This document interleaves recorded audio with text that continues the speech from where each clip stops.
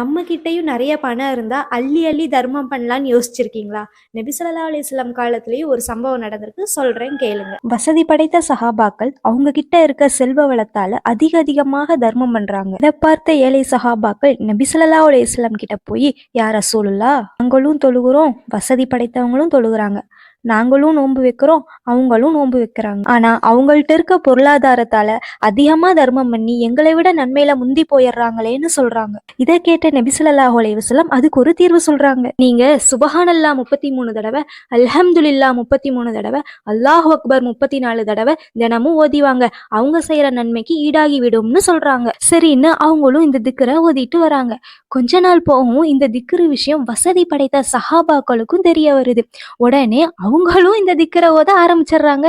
இப்ப மறுபடியும் இந்த ஏழை சஹாபாக்கள் நபி ஸல்லல்லாஹு அலைஹி வஸல்லம் கிட்ட வந்து, யா ரசூலுல்லாஹ், நீங்க எங்களுக்கு சொல்லி கொடுத்த திக்கரை அவங்களும் ஓத ஆரம்பிச்சிட்டாங்க, இப்பயும் அவங்க எங்களை விட நன்மையில முன்னாடி போயிருவாங்களேன்னு சொல்றாங்க. அதுக்கு நபி ஸல்லல்லாஹு அலைஹி வஸல்லம் சொல்றாங்க, அல்லாஹ் தான் நாடியோருக்கு செல்வத்தை வாரியும் வழங்குவான், தான் நாடியோருக்கு குறைவாகவும் வழங்குவான்னு.